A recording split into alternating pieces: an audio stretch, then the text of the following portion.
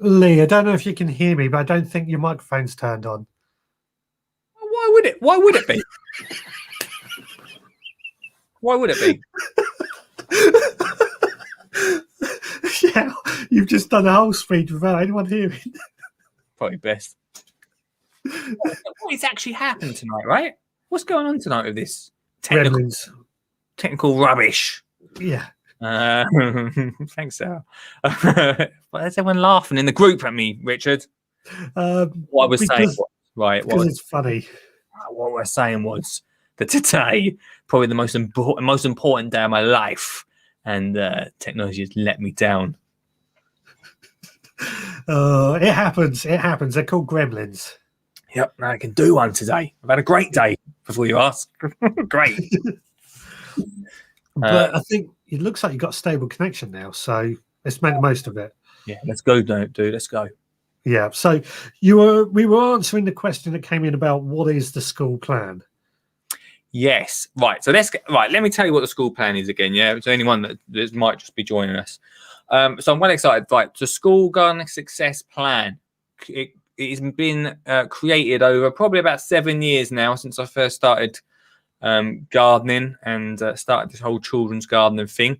And basically what it is we provide the whole package, everything that the schools and teachers need to get their class garden. And they get a raised bed, a veggie pod, which is absolutely awesome. It makes it so easy for the class. So they get a raised bed to put outside their classroom or wherever in their school grounds.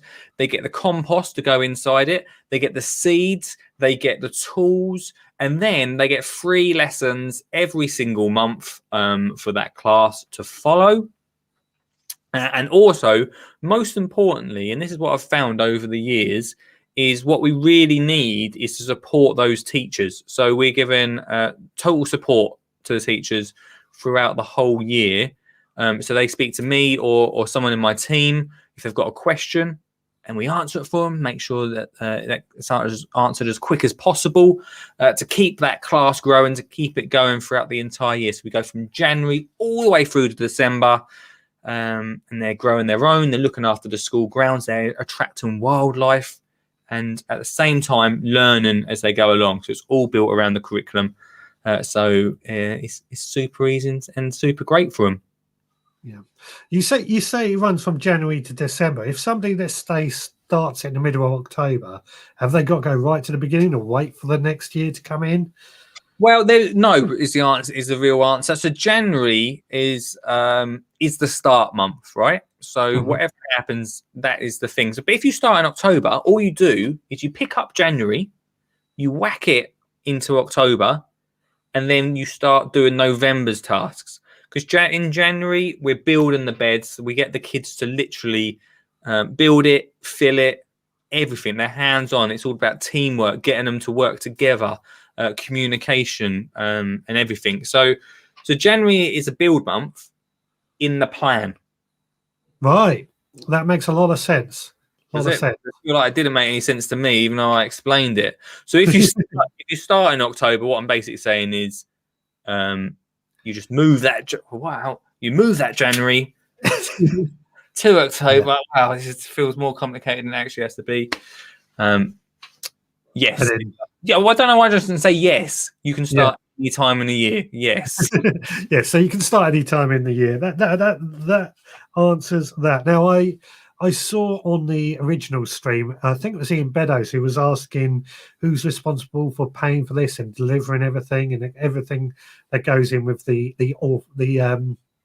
horrible side of it, shall we say? Sure, it's a really important question, right? So who's paying for this? Yeah, and at the end of the day, so the whole package is $499. You get everything with that, right? And that is for life. Like that's for the whole. Of that school's, however long they want to keep it for. The best thing is that because of the materials and the equipment we're using, they're gonna last. I've worked with a lot of brands over the past 7 years, and the brands that we're using they're going to be about for a long time. So it's $499 for the whole package, but that's it. That's a one-off payment. There is an update. There is like if you want more seeds and more compost, we just make that literally as cheap as possible. So it's easy for teachers just to reorder. Yeah. But other than that, the main bulk of it for that one class is £4.99. That's it, done. So if you take that over 10 years, what's that, £49 a year? Yeah. It's not it sounds a lot of money, but actually when you break it down, it's not a lot of money. And given that we know schools have to pay a lot of money to have people come in and do talks or whatever, and also schools can get funding and grants to pay for this bit of a kit should they need it. Well, it's funny. I just had a conversation about that exact thing. And one of the things that we are doing, we are working with organisations, we are working with brands, so we can sponsor as many plans as possible over the next 10, 20, however many years it takes.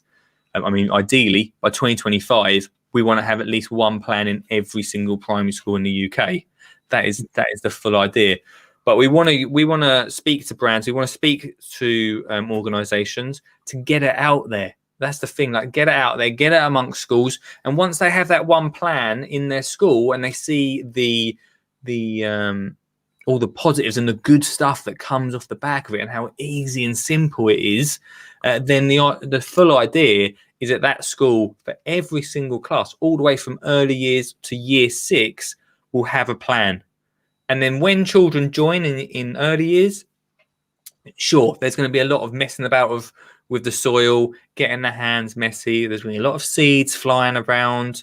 But by year 6, because they'll be so used to that plan and because it will be part of their life, then they're going to know exactly what to do. It was going to be like, oh, March, let's start sowing our tomatoes. Let's start sowing our chili. They're literally going to know what's coming up.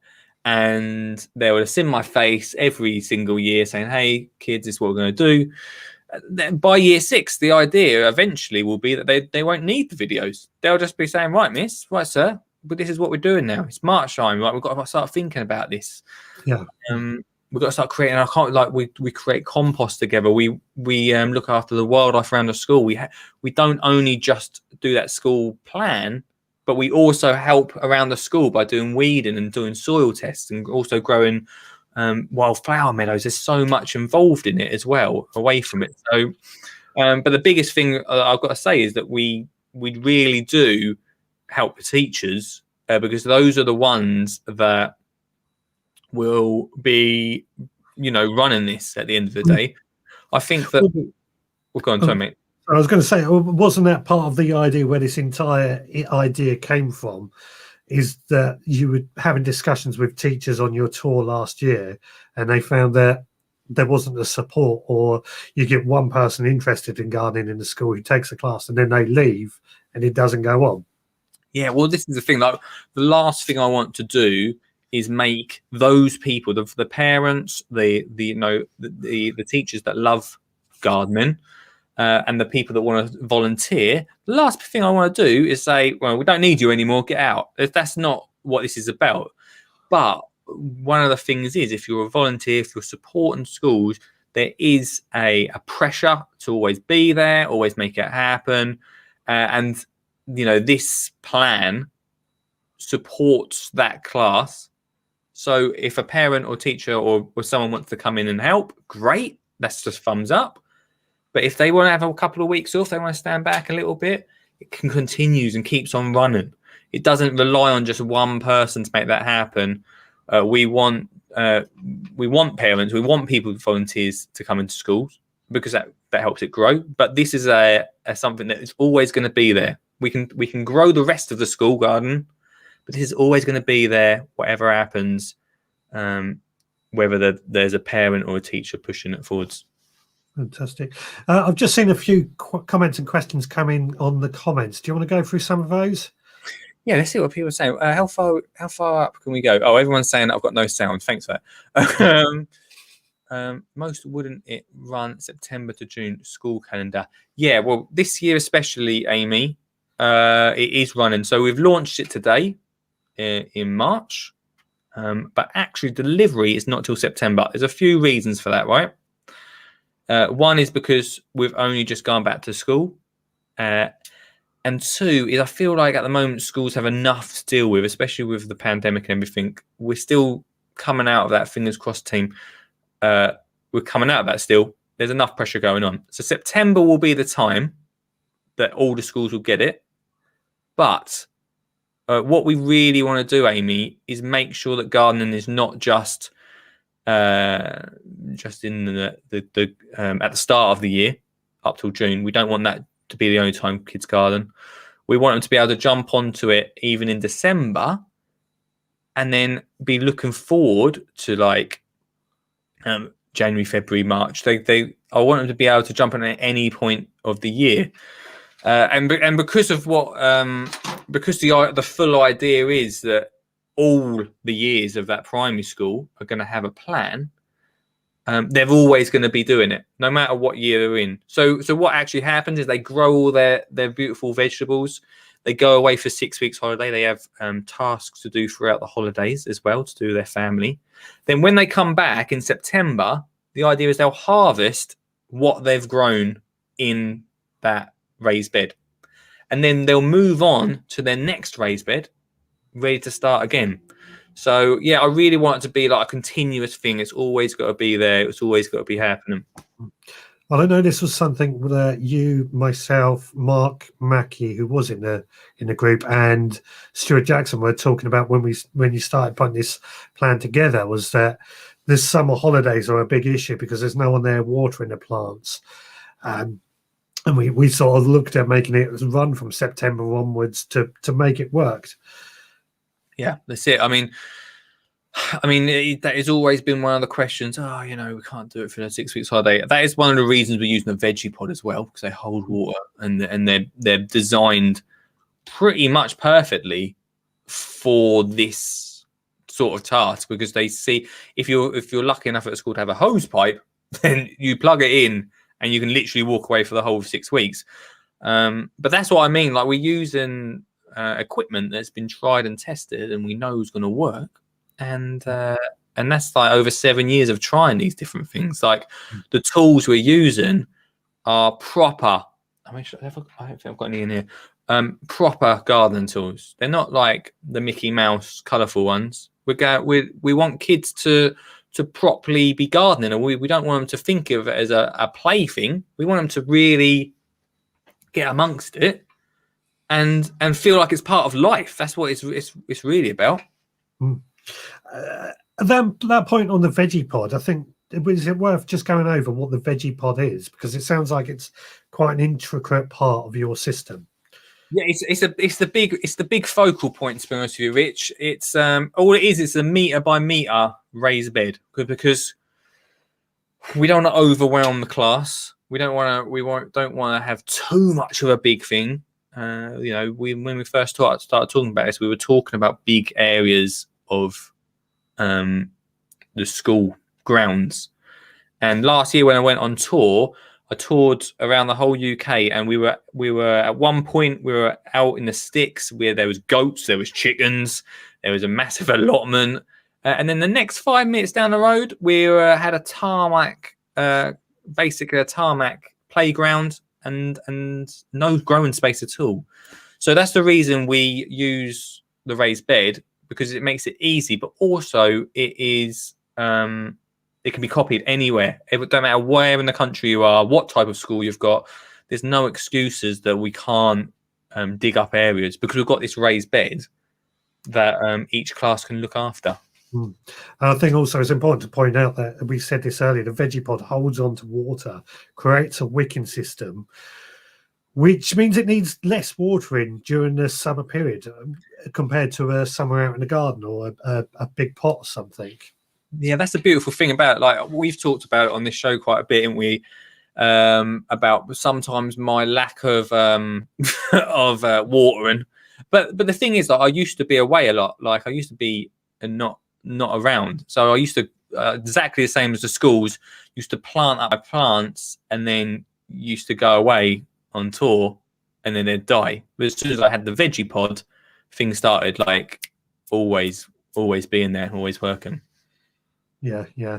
I've just seen Amy Hill has just put on, is it like Hygge culture, which is probably quite a good way of explaining it. It's not Hygge culture in its essence, but it's quite similar in the way it wicks water up.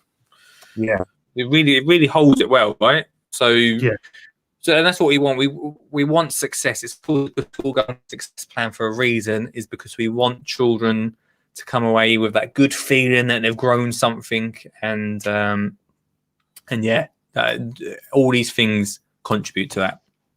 Definitely. So, any other comments that we've got coming in that might be of some use? Let's have a quick look. Fundraising opportunities for PTFAS. Well, yeah, that's one of the things as well. Like, I've realised that it is quite a big outlay to begin with for schools. It's actually not the biggest outlay, because I know that we've talked about it before about people just going into schools and the amount that is charged. But I suppose for a school that's not quite sure yet if they want to do gardening, it's a big outlay, right? So there's different ways we're going to get it out there. Like I said, we're going to get brands and organisations involved to be able to get it out there. But also it's a great sponsorship opportunity for local businesses. If they want to do something good, rather than just going to the garden centre and just chucking a load of equipment at school, which does happen a lot. And it's don't get me wrong, really welcome. The only thing is, I've done it. I've been guilty of this. In fact, I did it last year on my tour. I had some amazing brands on board, gave me loads of stuff, and I said to each school, "Here you go. Here's a load of bits." Now, the reason I know this doesn't work is because one of those schools was my daughter's school, and whenever she goes and eats her lunch in the school hall, there's a cupboard, and that stuff is still in that cupboard. Oh dear. So if a local business wants to support a school, then it's really simple by just getting a plan and sponsoring a plan. But also, again, it's a fundraising thing. If you want to do a fete or something like that around, PTA days, they raise money and that for different things. It's just an easy thing to go for. Like I've seen this, our PTA has been raising money for more iPads, and I'm like, well, yeah, sure, great, but what about, like, let's get some stuff outside for the kids? Do you know what I mean? This is perfect. The best thing I heard when we did filming the other week was the head teacher was looking at it and going, "Oh, we could have one of these outside every single classroom." I was like, "Yes, that is the point. That is beautiful. Yeah, make that happen." So yeah.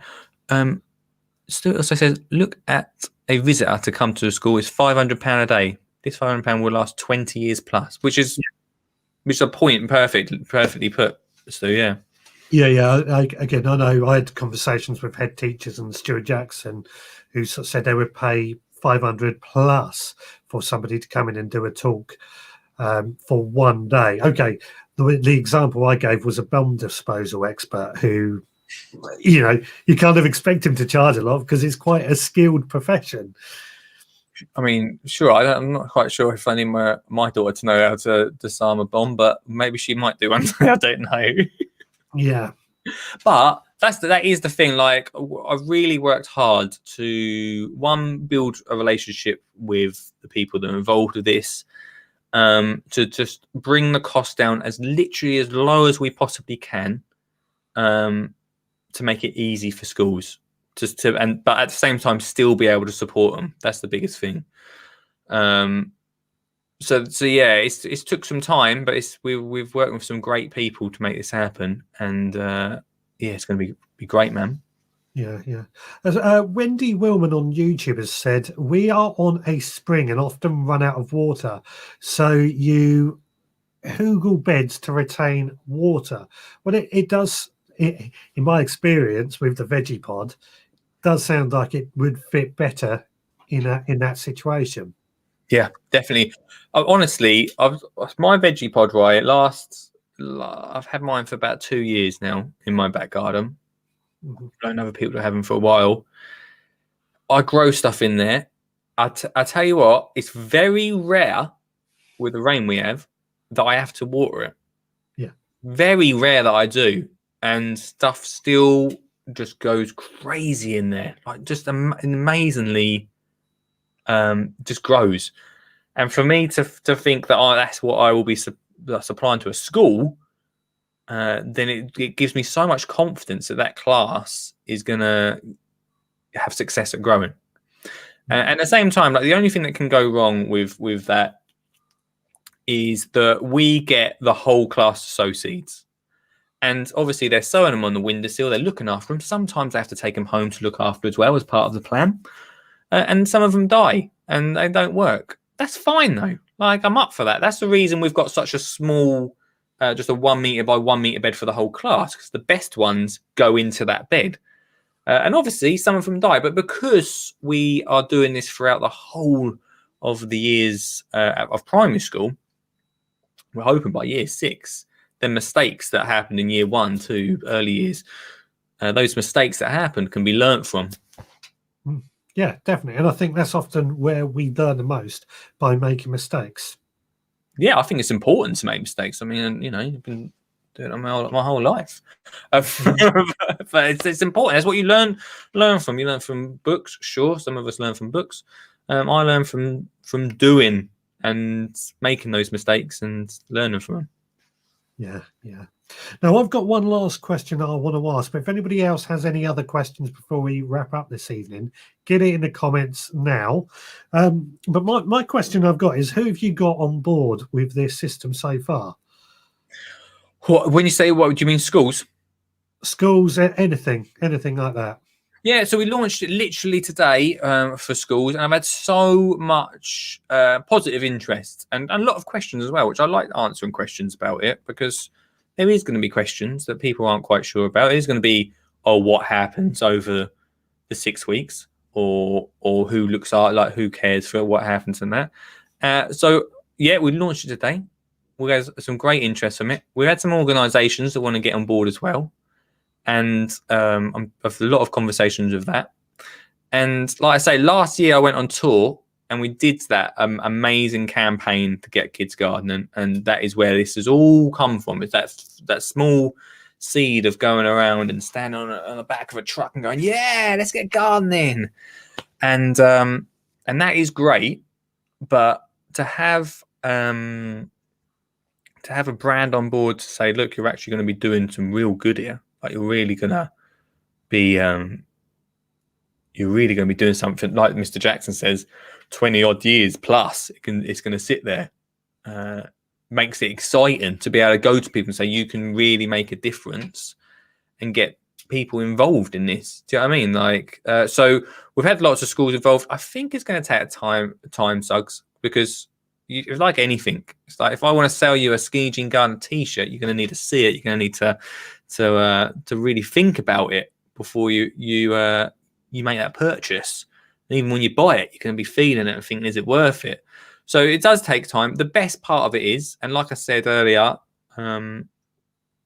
it's launched today, but I'm here for the long haul, man. Like, this is, we're not messing around. 2025, we're going to have one plan in every school. After that, we're just gonna literally have every single class.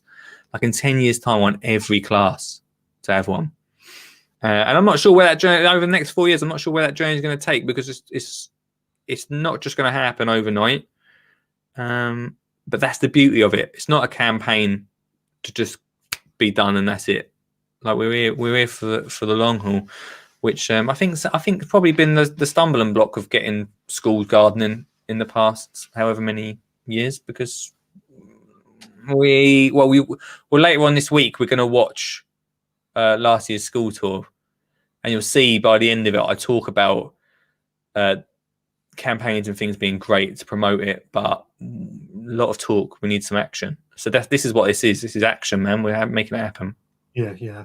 I mean, there's something that I felt that this campaign lends itself quite well in with is, there's a big thing lately about children going without food for one reason or another.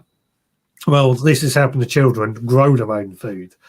So it's not just teaching them how to be a gardener, it's teaching them how to grow their own food. And that is an important life skill, I believe. Schools are the epicenter to everything. right? So every child should get an education, go to school, and so that's a focal, right? So if they're learning at school about grow your own, then they're going to take that back to their home and get their mums and dads. Like, don't get me wrong, I feel like we are of a generation, and we have a few generations which are not going to be gardeners. We're still going through that. Primary school kids, I cannot see them not having thinking time for recycling the environment, for growing your own. And this is only going to support that even more. So when they're of our old age, mate, of 30s, late 30s, we are going to be they're gonna it's just gonna be part of their life. There's gonna be no question. Of course I grow my own. What do you grow? Well, I grow this. Like, they don't question you grow your own. It's just the question is what are you growing? Yeah, definitely. Well, I can't see any questions that have came through my screen. Have you got any on yours? No, I think that's about it, really. If anyone's got any questions, then I'm going to be talking about it all week. But we got there in the end, man. Right? We got through. Connection. I'm just really excited about it, man. I've not done something for a while. I love doing like the talks and being on stage and doing all that and getting kids excited about gardening. But I feel like I've really found something that is going to make a difference over time, and that's the biggest thing. What are you going to be remembered for? Well, actually making action happen and doing it is hopefully what someone might say one day about me. Hopefully my daughter will say that, say, well, Dad went out and did it. But that's not what I'm in it for. I should probably, one of the things that I found the last year is the reason that these things don't happen is because people want to be the hero of a story, right? Like, people want to be like, have the crown on their head. And I'm not, I've got a big ego, as you well know, but it's not what I'm in it for. All I want is this to happen. And if my daughter says, yeah, Dad did good, then that's great. But all I want is for generations to be gardening and getting out there. Yeah, definitely. Well, it's 9 o'clock, Lee. Wicked, man. Okay. Mr. Sugger, thank you so much for chatting to me about this, because I couldn't think of anyone better. And thanks for putting a suit on. Like, I should have put a suit on, perhaps. I don't know. But it's even got flowers on it. Yeah, it's looking good, man. I couldn't find my vegetable one. Throughout this week, I'm going to be showing on Wednesday and Friday this week. I'm going to be showing last year's tour. And we're going to probably riff off that a little bit. So come say hello. Come join me if you fancy it. But yeah, so yeah, thanks, man. Like, today's something we talked about for such a long time is actually happening. Yeah, it's been a long time. Well, I say it's been a long time in the process, but it seems to have flown by. It has seemed to have flown by. I mean, when I was talking earlier, I was saying to someone about it all, and like I said, I think I said earlier in this chat, it's flown by. But also, like, I feel like 7 years of talking about kids gardening and research and has built up to this as well. So yeah, it's pretty cool. Sure. Suggs, I'm gonna let you go. Thank you very much. No, thank you, my friend. Mr. Sugget there. But anyway, if everyone is just catching this bit, if you want to hear a better conversation, where I'm not cutting out all the time, then Mr. Suggs' interview on the Veg Grower podcast is a good one to head to. Yeah, it's out in a few minutes. Wow, there you go. Thanks, dude. Cheers, dude. Take care. Bye, man. And yeah, thanks to everyone that has watched tonight. It's been wicked to be able to explain to you about this. And don't worry, I'm going to be banging on about this for not weeks, but literally years. So if you want to find out more, then please head over to skinnyandgardener.co.uk/school success, where you can find out more. Or get in contact with me. I'm on lee@skinnyandgardener.co.uk. Any questions, I'll be happy to answer them. I'll be back Wednesday night, 8 p.m, where we'll be checking out that tour, and I'll be giving you a bit of behind-the-scenes chat about it, and I'll be showing you some of the thinking behind the plan that has come from that. So yeah, see you at 8 p.m. on Wednesday. Thanks for sticking around. Facilia. Or Pacilia, if you just read it off there. Yeah. Oh, I'm on. Oh, I can't hear you, Anon. I've done something wrong with the thing. Anyway, elephant poo is what I got. Good evening, Lee. How are you? Great, mate. Your signal is always terrible, but I'm good, my friend. Excuse me. You got an allotment? When I go, don't put artificial grass on top of me, all right? Are you going to get composted, Lee? Yeah, Hey, Advert Lee here. Enjoyed the show? Good. You can listen to the best of episodes on the podcast every Sunday. That's right, Lee uploads it every Sunday, the best of podcast. So get out of bed, grab yourself a cuppa and pop in the headphones, and you can listen to the best of the week. Or we have some absolute corkers. Go give it a listen. But from me, Advert Lee, and from Lee, see you next time. Bye-bye. This is A